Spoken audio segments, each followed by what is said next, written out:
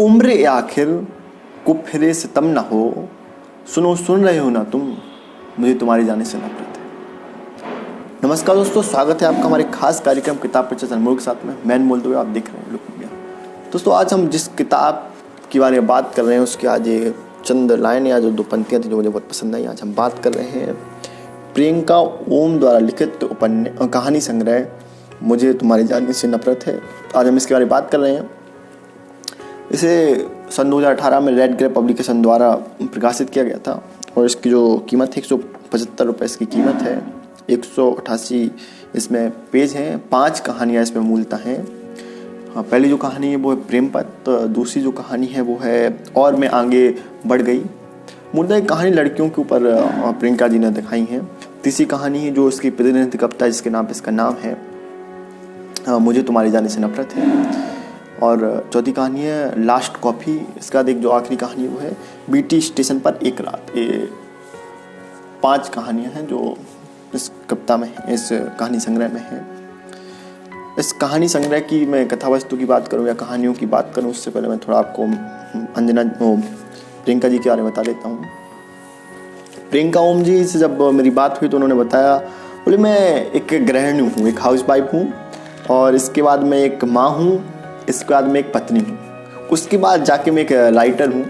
तो प्रियंका ओम जी अफ्रीका में रहती हैं और एक हाउस वाइफ हैं। मूलतः वो बिहार की हैं, बिहार के परिवेश में वो पड़ी बड़ी हैं। ये उनका दूसरा कहानी संग्रह। इससे पहले एक कहानी संग्रह उनका पाठकों के बीच में आ सका है, वो अजीब सी लड़की, जो काफ़ी लोकप्रिय रहा। एक ऐसा उपन्यास था जिसने एक आम सी लेखिका को एक खास लेखिका बना दिया। उसके बाद ये 2018 में उनका दूसरा उपन्यास आया, रेड ग्रेप द्वारा इसको प्रकाशित किया गया था। पहली कहानी के बारे में हम बात करते हैं तो पहली कहानी जो इस किताब की वो है प्रेमपत। प्रेमपत एक ऐसी कहानी है जो स्कूली जीवन में प्यार, जलन, गुरूर, इन सब चीज़ों को दिखाती है। दोस्तों, कितने लोग ही होते हैं जो अपने प्रेम को प्रेम पत्र देते हैं। एक समय ऐसा भी था जब अपने खून से प्रेम पत्र लिख के दिए जाते थे और सामने वाला व्यक्ति उस खून को देखकर, उस रक्त को देखकर एकदम से खुश हो जाता था और उसकी भावनाओं को समझ सकता था। प्रेमपत में प्रियंका जी ने भी ऐसी 3 दोस्तों की कहानी है जो कहीं गुदगुदाती है, कहीं इश्क में डुबाती है, तो कहीं अपने दोस्तों को याद कर करके रुलाती है। ऐसी कहानी है जो आपको एक साथ कई भावनाओं से भर देती है। बाद में एक मीठी याद के साथ चेहरे पर मुस्कान छोड़ जाती है, जो पहली किताब इसकी। दूसरी कहानी है कि एक स्त्री की कहानी, एक महिला की कहानी है जो दूसरी कहानी इसमें और मैं आगे बढ़ गई।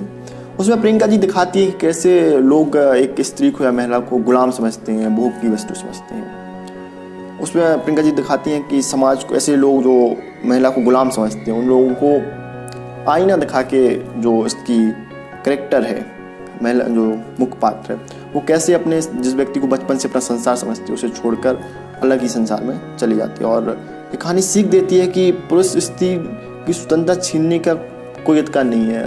जो व्यक्ति समझने लगते हैं कि वो जैसा चाहे स्त्री वैसा करती है, तो ये कहानियाँ दिखाती है कि ऐसा कोई वो नहीं है। तीसरी कहानी जो है वो इसकी प्रतिनिधि कविता है, वो हमें तमाम चीज़ें दिखाती है। एक तो इसकी प्रतिनिधि कविता है तो उसमें कई जगह पे आप कंफ्यूज हो जाते हैं, कई जगह पे आप अनेक भावों से भर जाते हैं। और एक चीज़ और जो है मुझे इसमें अच्छी लगती है कि एक तो इसका टाइटल बहुत अच्छा है और दूसरी चीज़ एक जो इसकी पंच लाइन है जो इस किताब के पीछे लिखी है, मुझे तुम्हारे जाना इतना बुरा नहीं लगता है, मुझे तुम्हारे जाना इतना बुरा नहीं लगता है जितना आना, क्योंकि तुम हमेशा जाने के लिए ही आते हो और मुझे तुम्हारे जाने से नफरत है। ये जो इसकी पंच लाइन किताब के पीछे लिखा गया है, इसको ये इसी की जो प्रतिनिधि लाइनें कह सकते हैं आप, जो मुझे बहुत अच्छी लगी। ये कहानी मुझे बहुत पसंद आई है, अच्छी कहानी थी। इसके बाद एक जो कहानी है लास्ट कॉफ़ी, ये एक ऐसी कहानी, उस लड़की की कहानी कि जिसने दुख सहने के लिए प्रेम किया।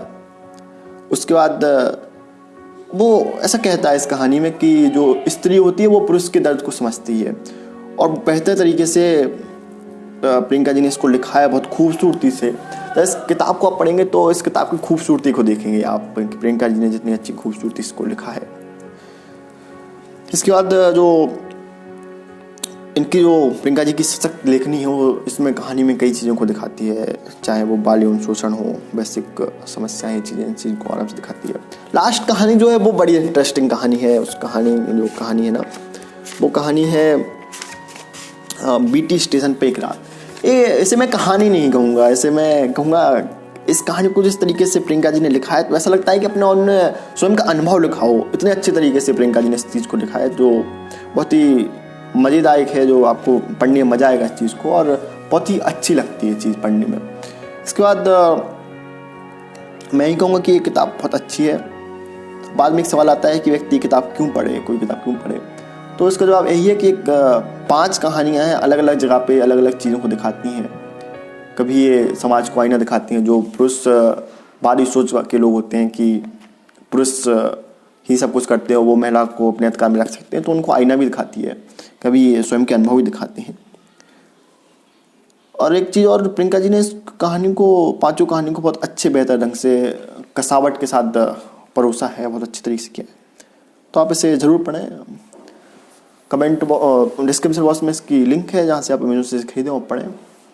दोस्तों बस आज के लिए इतना ही, मिलते हैं अगले गुरुवार को, तब तक के लिए नमस्कार। और हाँ, अब आप मुझसे सीधे जुड़ सकते हैं और अपने सुझाव मुझ तक सीधे भेजिए।